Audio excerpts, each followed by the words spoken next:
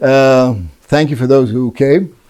Thank you for those who are listening. Thank you for the host who's having me here again. A repeat call, that's already a great achievement. And of course, thank you to Rebo, who's organized this and organized the film, and his son. I hope this is part of the sign that, as I think Harding said, we're back to normalcy or something like that. So I want to talk about the history of the Heter Mechirah. When I started getting interested in that subject last Shmitah, most people told me, A, it's not an interesting subject, leave it alone. Second of all, there's nothing to add. It's been written hundreds of books, thousands of articles, endless newspapers. There's nothing to add on anymore. Tazov et zeh, move on to something more interesting like Ramosha Soloveitchik. But when I went into it, and I did go into it, and of course I was already past Shmitah when definitely nobody was interested in Shmitah, when I printed a few articles and nobody had any interest in it. There were three things that really drew me in. First of all, any machloikis is interesting, but this machloikis has been going on for 140 years, and they manage almost every Shmitah to get a new angle on it and a new discussion on it, to argue about it. And second of all, I found that even this issue that has been hashed so much, there really is still a lot to be done. And that has two reasons. First of all, it has become highly politicized. So nowadays, tell me who the rabbi says to vote for, and I'll tell you what his opinion is on Heter Mechirah. Kivyochol. That was not how it was originally. Originally, on both sides of the discussion, they were big Talmidei Chachomim, people who today would be considered part of the Haredi community on both sides of the discussion. And within those who were for the Yishuv in Eretz Yisrael and the colonies, there were those who opposed, and there were those who were from the old Yishuv who were for. It was far less clear, that subject. But second of all, when writing the history of the Heter Mechirah, since it is so politicized, it is very, very difficult to find somebody who describes it objectively, just on the facts. And, excuse me, I'll close this. And so, there were some books written originally which described more or less the outline of what happened in the Heter Mechirah, like the Sefer Shmitah of Rabbi Tukachinsky. You had on those opposing Rabbi Kalman Kahana, who wrote very well for those opposing, Rav Neria and others on those who were for. But more or less in the last 50, 60 years, those thousands of articles and books being written who either on the subject or have just one chapter about it are rehashing the old information without bringing anything new. Once in a while, a tidbit here, a tidbit there. Hakadosh Eitan Henkin Hashem Yikom Damo wrote a few excellent articles on the subject. Bemet Chaval al Deavdim Velo Mishtakim, an outstanding scholar, Eitan Henkin. But when I started going into this, and after I printed my first article, I met a man called Boaz Heter, Rabbi Dr. Heter, who actually I met him only twice in my life, but I correspond with him every day since for the last 6 years. And he has put out so far 2 volumes of this book. First one is on the Heter Mechirah of 1889, and the second one of the second and third Heter Mechirah, and Panim Chadashot Ba'u Lekan. To discuss the issue of Heter Mechirah without reading his books nowadays for this Shmitah is simply a joke, a tremendous leap forward. And part of that was done by going through archives of the colonies in the Achion HaTzioni HaMerkazi, the National Zionist Archives, and in each one of the Moshavot, their archives, and in the Rothschild Foundation's archives. Because what's interesting in this story, you're not learning just the history of a Machloikis and Alocha. This is the history of the Aliyah Rishonah. It's the history of Chovevei Tzion. It's the history of Rothschild's involvement in Eretz Yisrael. Each one of them fascinating in themselves, but all these people, the question of Shmitah in the colonies is dramatic for them, and they are discussing it, and they write about it in thousands and thousands of pages. And then when you go through those documents and you get a better understanding of what's going on, you understand the Machloikis much better. But it's not just understanding the background. We're missing tremendous amounts of information about this Machloikis. For example, I'll get to it in a second, but Rabbi Yitzchak Elchanan, the most famous person who was for the Heter mechira, writes that he wrote a very long tshuva to his son, who was also later on the rabbi of Kovner, Tzvi Hirsch, and his son wrote a kuntris about the Heter mechira, but those are not, we haven't found them till today, even though thousands and thousands of pages of tshuvas of Rabbi Yitzchak Elchanan have been printed in his lifetime and afterwards. Many of the other people involved were missing their documents, some of them on purpose and some of them not on purpose. But when you go to these other documents, you manage to find people who discuss this with this rabbi, and they tell one another what this rabbi said, and you can learn a lot what those rabbonim thought about these issues. But let's go into it. We'll start. I want to talk about the first two shemitahs of the Heter mechira, 1889 and 1896, Tafresh Memtet and Tafresh Nun Vav. And the first achievement for this evening is I'm going to discuss the Heter mechira at length and almost not mention the name of Rav Kook. So we will already have achieved the first thing that many people link Heter mechira. This is the Heter of Kook and the Chazon Ish is against, and both of them have nothing to do with the establishment of the Heter mechira. Rav Kook arrived in Eretz Yisrael and was involved only in the fourth shemitah of the Heter mechira. It's a completely different story it started out, and that has also aspects relevant to today. So, in 1881, the Russian Tsar was assassinated, not by a Jew. But of course, the main people who suffered from that were the Jews in Russia. They started there were pogroms all over Russia, what in Hebrew are called the Sufot Banegev, and many decrees against Jews. And a vast exodus of Jews from Russia began to Europe, to the United States, and a very, very small number of them also to Eretz Yisrael. It's not only a question of movement, but it's also an ideological shift. Many of the maskilim and leaders of the Jewish community in Russia, who until then had believed in assimilation and becoming part of the Russian culture and so on, had an awakening and coming back to their roots. And they tried and started to work for the welfare and benefit of the Jewish population. And here we had something unique in the Jewish history at that point. We had an international organization. A lot of local organizations came together in Chovevei Tzion, and ultimately you had an international movement, which is, that in itself was unique in the Jewish history, but it was even more unique because in that organization together were working Rabbonim, leading Rabbonim from what we would call today Haredi community, together with Maskilim, non-religious people. The president of Chovevei Tzion was Pinsker. Yudale Pinsker was married to a Goya. And he was sitting at the board together with the Netziv and Rav Shmuel Mahaliver and Rav David Karliner, who were G'dolei Ador at that time, something which is very outstanding. They were people who opposed it, but they went forward with this thing. As part of that came this idea of sending some people to Eretz Yisrael to live in a new way, not to go to the old Arba Arei HaKodesh and not live in the Yishuv HaYashan in Yerushalayim and get Chalukah, but to establish colonies in Eretz Yisrael, work the land like 2,000 years ago, lekayem et mitzvot. They were all religious, and rejuvenate the land, recultivate it, and chadesh yameinu kekedem, at the same time helping these Jews, these poor Jews, have some place to go to and survive and thrive. Now, a few of these groups came here to Eretz Yisrael, and they established the first moshavot of the Aliyah Rishona, Rosh Pina, next to Tzfat, Zichron Yaakov, between Hadera and Haifa, Yesod HaMa'ala, which was then on the Agam Achula, Rishon LeZion, of course, over here, Gadera, and at the time what was called Ekron, and later changed its name to Maskeret Batya. So these Moshavot al Aliyah Rishona, these idealistic people came here with these great dreams and thoughts, and it all, as some of you Olim Chadashim might know, crashed when they met the reality of Eretz Yisrael. It completely failed. They were cheated 100 times in the land they bought. They were cheated 100 times by the Pkidim and the Turkish Ottoman, that they had to try to register the land. They were cheated in how much taxes they had to pay. They were cheated on anything they tried to bring, and even if they bought the land, the neighbors said it's theirs, and there were fights and disputes, and they were stealing their stuff at night.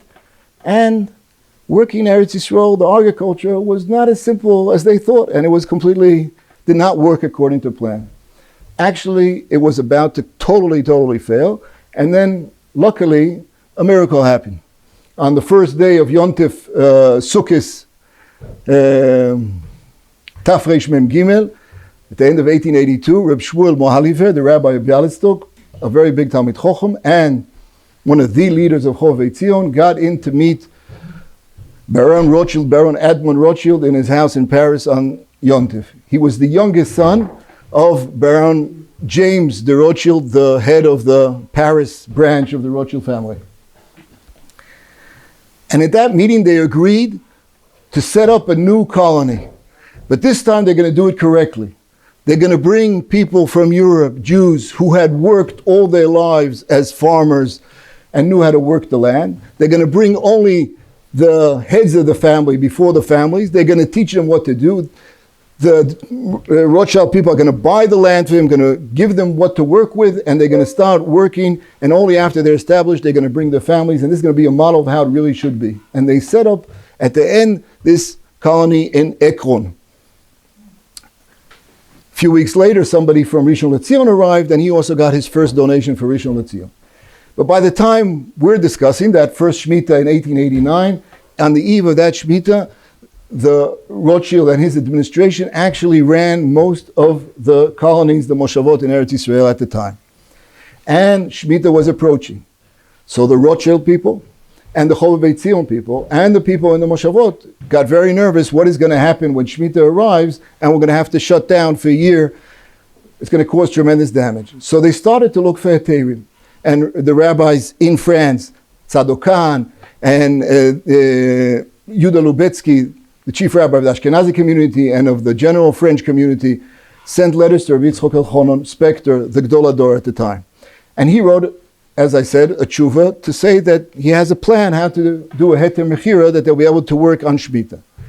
Now the problem was that he's the first, I would say, modern day Rash Bahag, Rabban Shekol Bnei Agoylo, and he had Mekurovim and people around him who influenced him, not in the levels of today, but they definitely were people around him. And the most known of them and most dominant of them, and most talented of them was Rabbi Yaakov Lifshitz, who wrote the history of Yitzchok Elchanan right after he died, and wrote 3 volumes of memories which are fascinating Jewish history, but he was totally on one side of that story and any other story that happened at the day. He was very sophisticated. He's usually behind the scenes. So any machloikis, if it's later on against the Zionism, if it's against the Tnuat HaMusar in the yeshivas, he's behind it, everything. And he was opposed, of course, to this thing.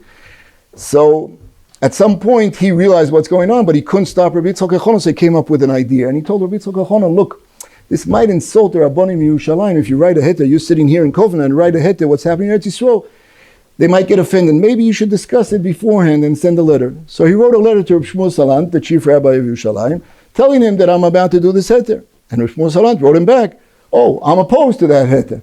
And I don't think it works according to the local custom. And Rabbi Yitzchok Elchanan said, oh, you know what, this is getting complicated, maybe I shouldn't get involved. And Reb Shmuel Salant told him, I spoke to the Baron Rothschild when he visited Israel a year before, and he told me in all his colonies they're going to keep mitzvahs kmo shetzarich, and I told him he should, and I'm going to write him again that he should keep shemitah. So Rabbi Yitzchok Elchanan decided, maybe I should also write to Baron Rothschild, let's keep shemitah. Well, let's put it differently. The solution the rabbis in Yerushalayim had to the problem of shemitah was very simple. Baron Yishalem, let Rothschild pay, so they'll sit at home for a year and he'll pay, and then they also get ruined. So the next year he'll have to invest more money. Big deal, he's spending millions anymore. Anyway, he'll spend a little bit more. But that, of course, didn't fly with Rothschild and not with his administration, because the whole idea, he was investing a lot of money, but the whole plan was to make these colonies self-sufficient at some point. He was always thinking another year, another 2, another 3, they'll be self-sufficient. And if this is going to be every 7 years, it's not only not working for a year, we have to rekindle the thing and take another year and waste money, and we can't do that. So at the end, Reb Shmuel Mohaliver, the one I mentioned before, met in Warsaw, together with the oldest dayan in Warsaw. In Warsaw at the time there was no chief rabbi. Until the war there was no chief rabbi. The oldest dayan there, Shmuel Zelvin Klapish, they met in his house together with another very important Polish rabbi called Rabbi Yoshua Trunk, known for his book Yeshua Smolchoi. And the 3 of them sat together and decided and approved a Heter. And the Heter was, you're going to sell the land. They wrote, you're going to sell the land b'mechira al tnai. You're going to sell it to a goy al tnai, on condition that the goy will sell it back to you after shemitah. And once that is done, the land will be considered as a goy, and that will allow non-Jews to work the land during Shmitah, and, they wrote poor Jews will be able to work the land also. They wrote two conditions in this Heter. One, it's the actual sale you'll do in the Beis Din in Yerushalayim, and second of all, this is bitnai that Rabbi Yitzchak Elchanan will agree to this Heter. So somebody took this Heter to Rabbi Yitzchak Elchanan, and Rabbi Yitzchak Elchanan said, oh, I thought I was all alone trying to interfere, but once these three people, very choshev rabbonim, write a Heter, he wrote a week later, Shu bitztaref leheter, and he approves it also. And once he approved it, again, with his standing, it had a lot of weight, and he wrote to the people in Paris that this is his Heter. He asked them to translate it to French, show it to the Baron, and show it to his administrators so they should know what he means. Rabbi Yitzchak Elchanan in his Heter wrote that Goyim can work in the land, but he did not say that, he said about Jews we'll discuss later on. But in later correspondence, we see that he wrote to them that Avodot de Rabbonon, Jews can work, and Avodot Doraita they cannot work. Avodot Doraita and Shmitah there are four such things. One is Lizroa, Liktzor, Lizmor, Velivtzor. Zmira is in vines, when they cut them every year till the bottom so they should grow again. Taking off the grapes, planting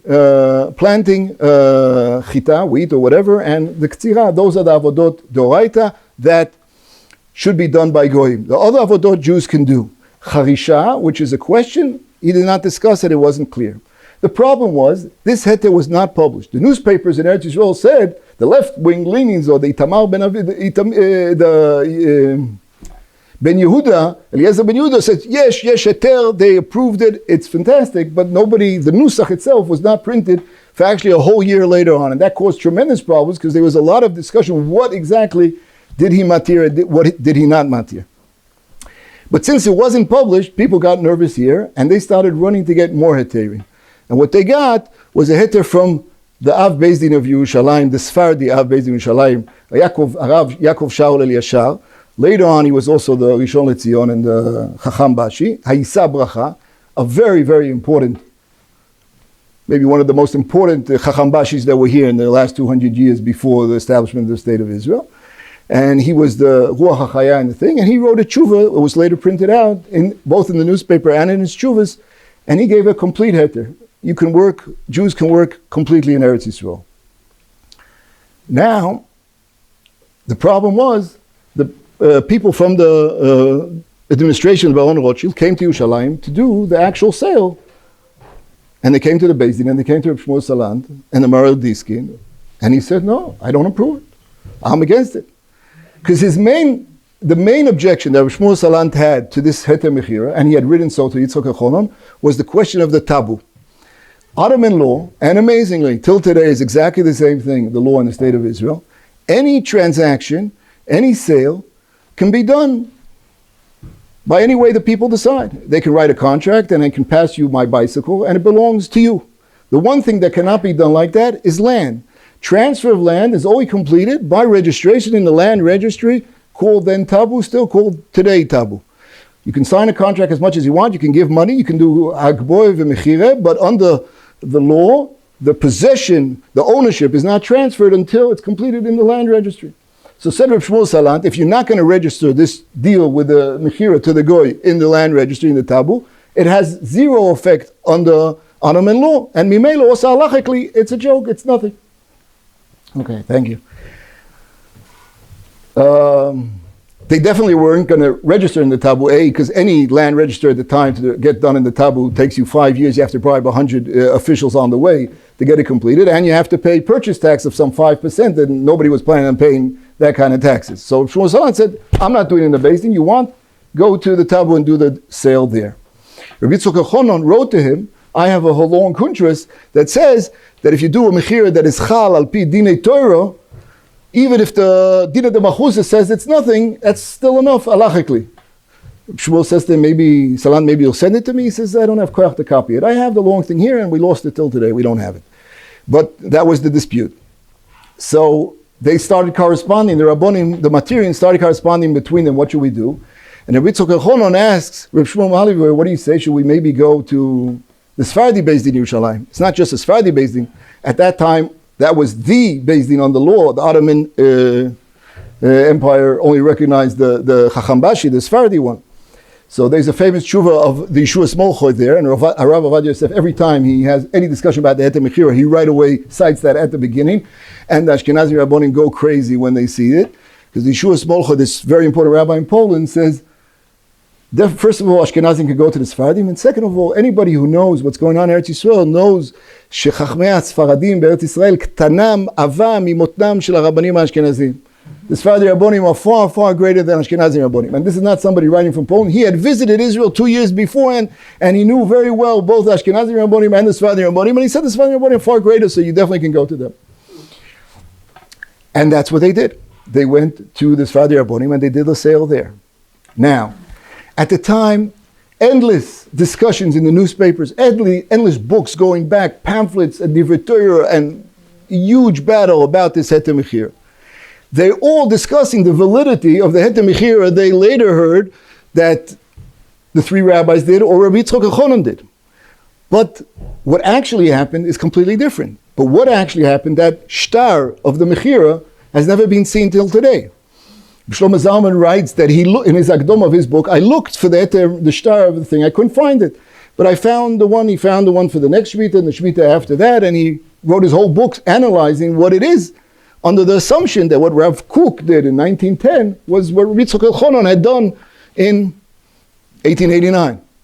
But I, going through the National Archives, found in a place it totally should not be there, in the archives of David Yelin.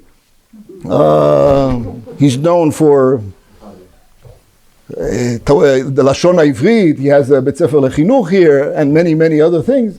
In he has hundreds there, and one of them, there's a short piece of paper, not signed, it's only a draft, but once I read it at the beginning, I didn't notice, but right afterwards, I realized that this is a copy or a draft of the shtar mechira that was actually done then in 1889, and I printed it later on. The point being that in accordance with what the Sabacha wrote in that tshuva, the sale was done completely differently. It wasn't not a mechira al menat, and it was not a mechira Lizman. Rabbi Yitzchak Elchanan said you should sell the land for 2 years. The Sabacha said sell the land completely without any restrictions, without any time limitation.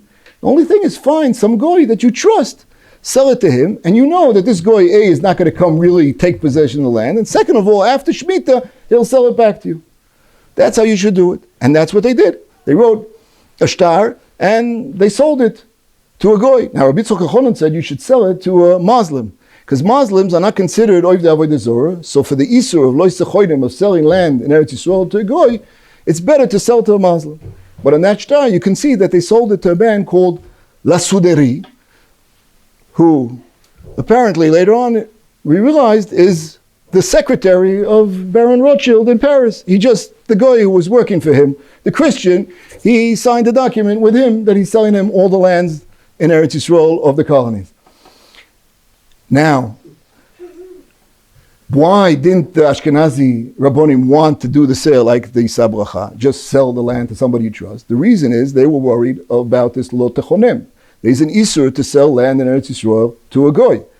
They thought that if you sell it just for a short time, or you sell it al menat la'achzir, that he has to give it back, there is no problem of lo sechoinim. But if you sell it proportionately without any tie, there's a problem of lo sechoinim.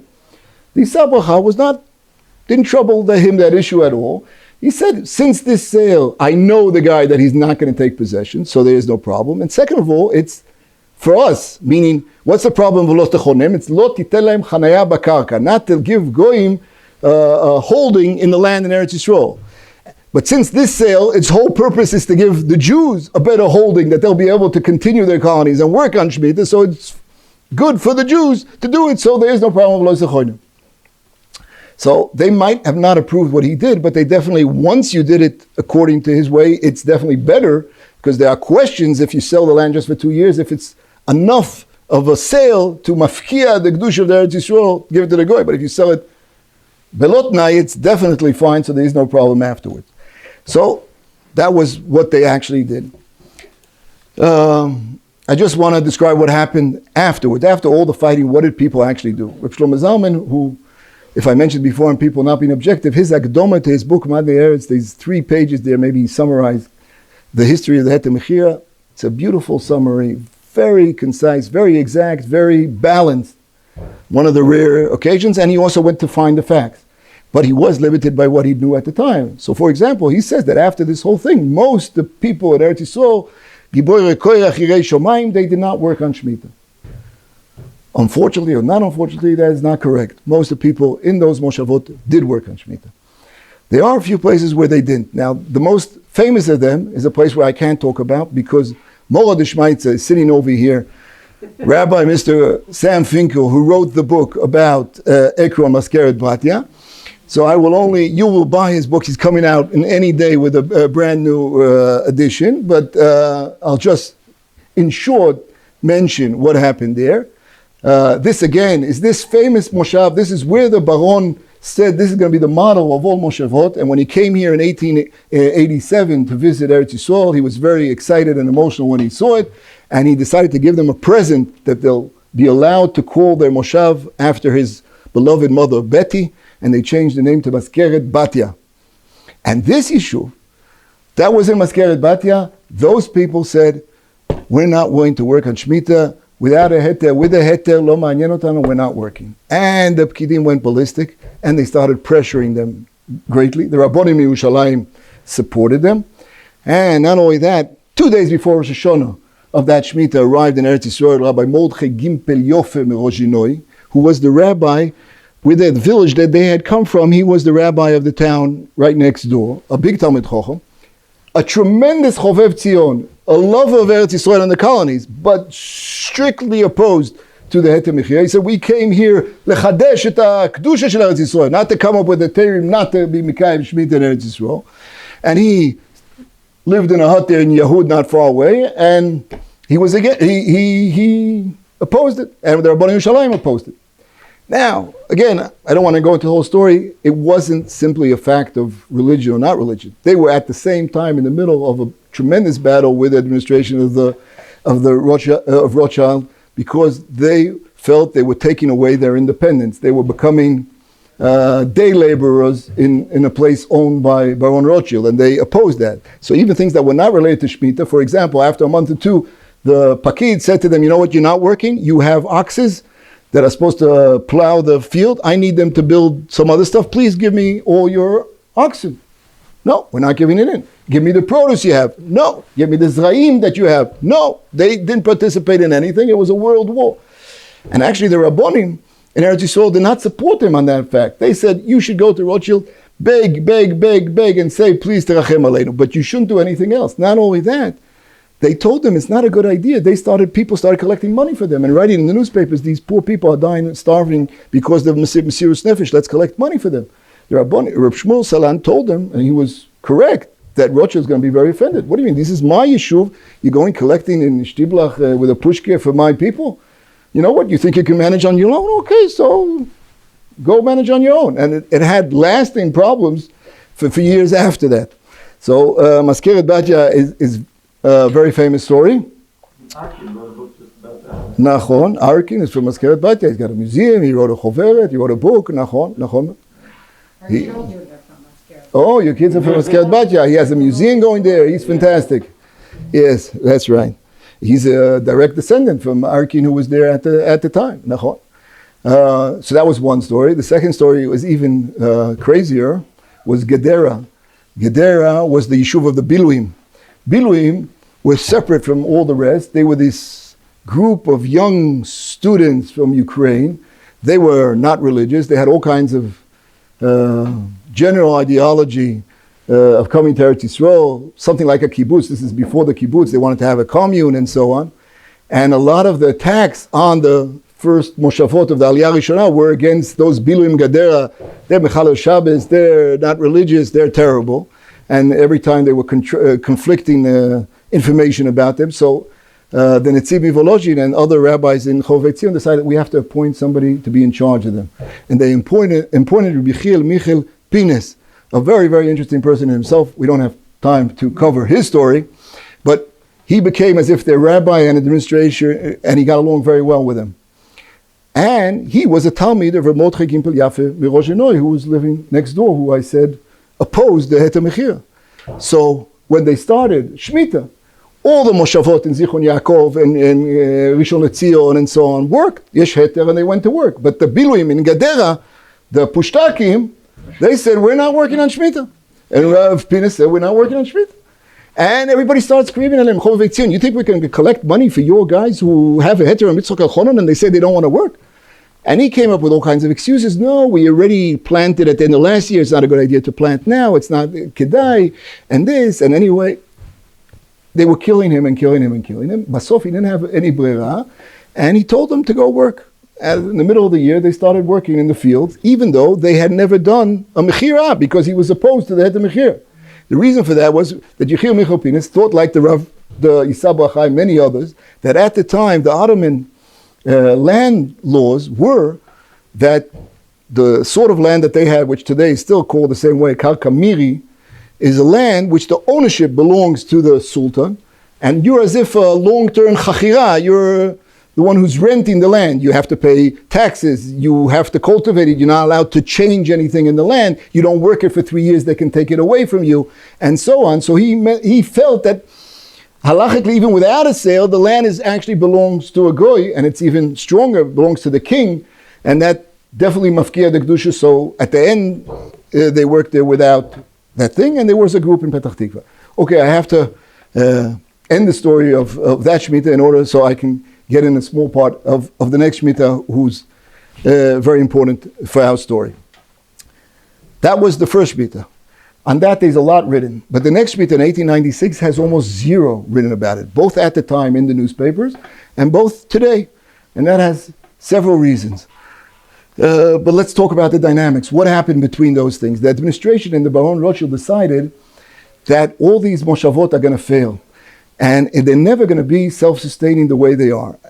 And they came up with a plan how they will be. And their plan was, we have to stop this working the fields, the crops, the wheat, the vegetables. We have to turn it predominantly into grapes and wine. Rothschild has in France very famous wine, and they know how to produce grapes and they know how to produce wine. We'll bring the grapes to Eretz Yisrael. You can use it on a smaller area than is needed for cultivating regular stuff. We'll produce the grapes. We'll then set up a yekev and produce wine. Rothschild wine from Eretz Yisrael, from Eretz HaKodesh, that's going to be a brand. You can also export it, and they're going to make, that will be fantastic. Problem is that takes a lot of effort. You have to now take out what you have, bring in all these vines. You have to put them in. You have to wait for Orla. You have to teach the people how to work with it. Then you have to set up the yekev. You have to put in a lot of money. And Rothschild decided to do it. And he had started before that previous Shemitah. The yekev in Rishon LeZion was open in 1890, and by the time we're talking in 1896, the next Shemitah, most of the produce was grapes, who were just coming to fore, and wine. And now what they really needed, those people in the administration of Baron Rothschild, was a hechsher. They need a hechsher mehadrin on that wine so that they can sell it all over Israel and all over Europe, the kosher mehadrin wine. In order to get that kashrus mehadrin of the Rabbanim Yerushalayim, they needed that they will approve what they're going to do on Shmitah. So it wasn't like the previous Shmitah, oh, we're going to force you. If you don't do what I tell you, we're going to cut off your stipend.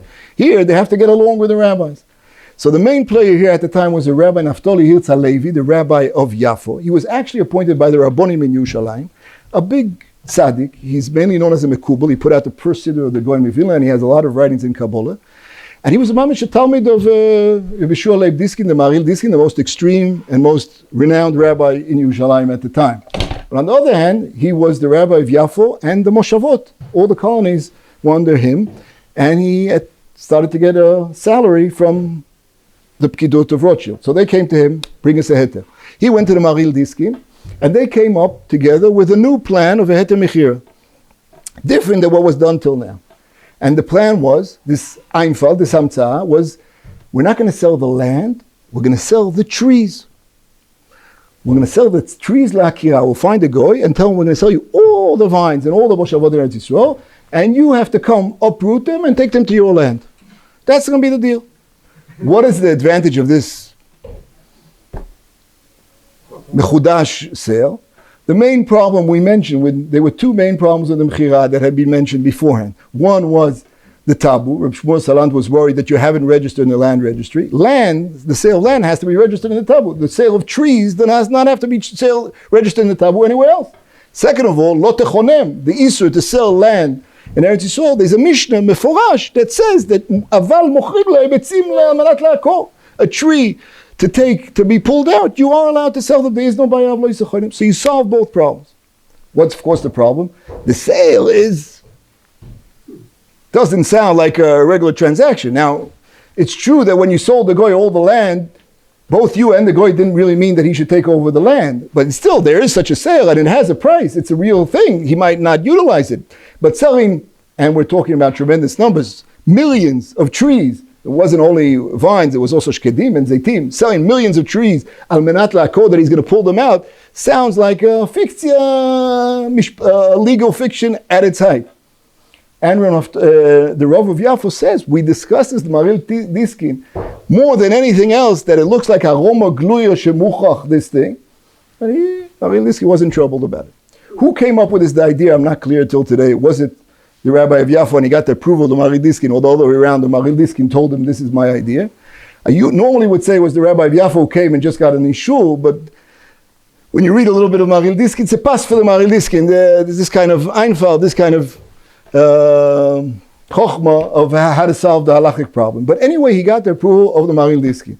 This is one of the things that are also not mentioned today. The book about the Maril Diskin, the biography of the Maril Diskin, I think it's called the Saraf Mibrisk, which I understand is a required reading, and they're tested at it in Bet Yaakov, has a very large chapter about Tafresh Memtet, the battle of Maril Diskin against the Heter Mechira, the first Heter Mechira, even though all what he wrote about it, you can put on less than one page. There's maybe 40 pages about the big Maracha. And then Tafresh Nunvov doesn't exist. Lo Kayam, where he was very much involved. Lo Kayam. Or just to bring another example, the Satmar Rebbe, in his book, has a long tshuva, Koach HaPilpul HaAtzum shelo, about Shmitah and against the Heter Mechira, of course, V'kedarkoi b'choitzev lavo yiseish, against. And then he mentioned at some point, there's some shmur that somebody said that the Maril Diskin wants to prove something. It's not clear, it was only about one specific nekuda, it's not clear what it was, and the main thing is, right after that Shmitah, the Maril Diskin was choizer, and all the Shmitahs afterwards, he was strongly opposed to the Heter Mechira. Only problem is the Maril Diskin died a year after that Shmitah, and he of course never chazar bo and wasn't alive in any other Shmitah linog acheret. But he approved, the Maril Diskin approved that plan. B'chorah, we solved the problem, but within a month, a new problem arose. And it came out that the Maril Diskin is fine with selling these trees, and he's fine with allowing, because these trees are now belong to a goy, there are certain avodot that he allows to do on those trees. But he's opposed, he just doesn't want that the wine should be sold by Jews or sent to Chutz La'aretz. The reason for that is a different question that we can't go into, which is called Haim Yesh Kedusha Shviz Beperos Nochri. Machloikis between the Mabit and the Bet Yosef, still relevant till today. Produce from the land of a goy in Eretz Yisrael, does it still have Kedusha or does not have Kedusha? The Badatz in Yerushalayim still hold v'kacha osim she'en kedushat shvit beperot nochri, like the Bet Yosef, and that's how they were in Eretz Yisrael for 500 years, and the Chazon Ish strongly against, and in Bnei Brak and so on, makpidim al kedushat shvit beperot nochri. So the Maril Diskin, even though in Yerushalayim lo nagu, he personally, also you see that from a different shuv of his about Arba Minim, he held sheyesh kedushat shvit beperot nochri. There is a kedusha even if it belongs to the goy, and that means you can't do schora, you can't sell that product, and you can't take it out of Eretz Yisrael. And as the Rabbi of Yafo told him, I don't understand, what have we've been talking about the whole half a year? You think these guys in the colonies are looking for Heter for work? The whole purpose is they want to sell wine. If you're not going to let them sell the wine, they don't need you. At the end of the day, the Maril Diskin approved it, the Dochak, but in the meantime, people got nervous, so they went around and got Heterim from other Rabbonim. Rabbi Tzchok Elchonon gave his Heter again, and the Yisab Bracha was now the chief rabbi gave his Heter again, and Shmuel Mahaliver gave his Heter. But they did approve that sale of the wine, but there's a deal here. This heter allows you to do work on the vines, but if you do not have a tree, if you're talking about wheat, if you're talking about vegetables, the land still is to Jew and you can't do anything there. So the pkidim of the baron were actually doing a trade-off. They say, okay, all those people who have sadot, I don't have a solution for them. I'm willing to trade them in if you give me a solution for my wines. I can work on the grapes and I can have wine. So then I get a hechsher. That's the most important. I'll give up on the rest. And when the people found out that this is what's going to happen, they screamed bloody murder and started pressuring the administration. And the administration pressuring the Rabbi of Yaffa to find solution also for these guys. And he's going back and forth to Yerushalayim, coming up with all kinds of specific ideas what to do about the other heterim. So I just want to say something that I found over there.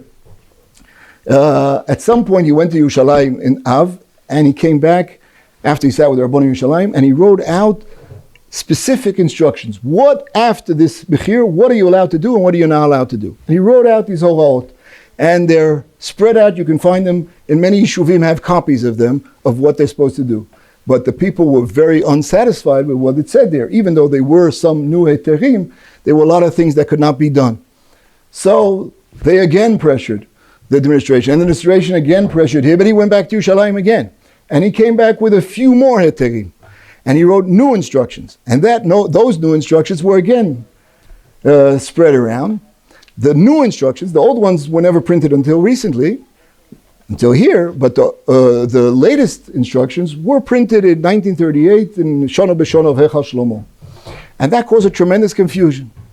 Because, for example, for the problem of planting new things in the land, when the land does not belong, still belongs to the Jew, according to this Heter, there was a problem what to do. So he writes in that Hanchayot, I got a Heter from Shmuel Salant, a new plan. We're going to sell 1 meter of earth, the top 1 meter of the land, we're going to sell that to a goy. Same thing, the earth does not need reshum batabu, and there's no lo techonem, and you're going to sell the top meter, and then now this land belongs to a goy, and now you can plant something in that land. So he writes, that's what Rav Shmuel Salant told me, but the Maril Diskin said, Ani lo moreba lo isur velo heter. Since he wrote that, anybody who's mentioned it, from Rav Shlomo Zalman to Rabbi Shtembuch to the Chazon Ish and so on, says, look, it's not clear if the Maril Diskin was for this mechira or not for this mechira. They all understood that the story that they heard about selling trees la'akor is the same story that it says over here of selling 1 meter of the land. And they had a steerer. Here it said the Maril Diskin agreed, and here it says the Maril Diskin did not know, it's just Shmuel Salant. But when you see the history and you see the separate heterim, it's clear we're talking about two completely different stories. Maril Diskin was talking about selling the tree with a little bit of the land where the Shorashim are. And this Shmuel Salant is talking about not selling any trees, just selling earth, which is completely wild sale. And I've never seen any document who ever made such a mechira or anything based on it. But that was what he had said, and the Maril Diskin said, I don't know. But what the Maril Diskin did say was about the tree, and there is no confusion. He clearly was for that, and he clearly did not know about that. They have nothing to do one with another. And you see, even when the description, every time the Rabbanim describe what was sold, sometimes they say Mechirah Ta'afar, sometimes he's selling the tree, because they had a mix-up of what happened. It's one of the examples of when understanding history, you understand the halacha. But I want to come to the conclusion, even though there's a lot more to say about that. The conclusion is, this Mechira of Tafresh Mem Nun Vov is very important for today, even though it is never mentioned. Today, the Heter starts, I have to mention Rav Kook, he came and he as if combined the two previous mechiras. It's not clear how it works. He says you sell the land for 2 years and you're selling the trees amanat la'akor. Once you're selling the land, what's the point of selling the trees in the land? It's law, I don't want to go into that issue. Shlomo Zalman in his book discusses it a lot. Rav Herzog discusses it, but it's kind of a mishmash of the two of them. So you can say we don't do today the Heter, the Maril Diskin maybe, but in concept it's very important, because today the Haredi communities approach the Heter Mechira, and all the Rabbanim who are opposed to the Heter Mechira do not discuss the issues that were discussed at the time. They're not talking about lo techonem kol kach et shliach ledvar avera v'yesh kinyan lenochri be'eretz Yisrael, all those issues that we didn't go into. They have only one reason they mention all the time. And they always said in one letter in a Pachkevil, Zeh chocha veitlula. It's a joke. This sale is not a real sale. Everybody knows that nobody is planning to give all the land in Eretz Yisrael to this Arab, and the Arab doesn't plan to take all the land. It's a fiction, it's a joke. En lezeh shum mashmaut. And even if though it says in Aloha that when you do a kinyan and somebody in his heart thinks that he's not making a kinyan, dvorim shebalev einam dvorim, that's only when the person thinks it to himself. But במקום everybody knows that this is that it's a joke, אז דבורים שבלב אבי דבורים. And the sale is nothing because it's a joke. זה חוכא ואטלולא, it's כלום. Nothing happened. When you go back to the story of the Maril Diskin selling millions of trees al manat la'akor to Arab in all the moshavot in Eretz Yisrael, you understand that the same problem of gmirut da'at, of kavanah, of chukha v'itlula existed in that sale and 10 times more. Nobody in his right mind meant that the Arab should take all those trees. And if they would think for a second, no matter how much he would pay, they would not agree. That would mean that everything they worked on for the last 15 years in the moshavot of Eretz Yisrael, building up colonies, is going to be uprooted and you're going to have to start from zero. Even if we offer him, I don't know how much money to the Rothschild, that doesn't interest him. He wants to set moshavot. So they were not intending for it to happen. And yet the Maril Diskin and Rav Shmuel Salan and the Rabbi of Haifa and the Shmitah after that Deret approved that sale because mutar la'arim b'divrei Torah, if you do the kinyan and you do aroma, they held that it's okay. So when thinking about the Heter mechira of today, on the main problem that is posed, those position of those people in 1896, very, very choshev rabbonim that are all accepted by these rabbonim who are opposed today, is very dramatic. So they usually say, Tov, what they said they would have changed today. It's true that the Heter mechira today is completely different than what it was then, but it has changed for good and for bad. For example, a lot of the people that we mentioned that said that they were for the Heter mechira was based on the fact that the Sultan really owns the land and they only are tenants. That's not true in Eretz Yisrael when A, the Medina is a Medina Yehudit, and second of all, ownership is real ownership. On the other hand, at that time there was Shatat Chak. Those people were really in dire circumstances, and we today are much richer, and maybe we don't have to likanes l'Shatat Chak. On the other hand, in the first shemitah there were maybe 400 people we were discussing, and today there are thousands and thousands and thousands, tens of thousands of people who are working chaklaut. The amount of money that's involved in that is hundreds of times more than it was then. Today there's a law in the state of Israel that says that land sales have to be registered in the tabu, other than a sale of the land for shemitah. So today, specifically in the law, it says that you don't have to register the land in the tabu. So there are many things for, there are many things against. Things have definitely changed, but on the concept, there's definitely what to learn from those old machlokas. Thank you very much.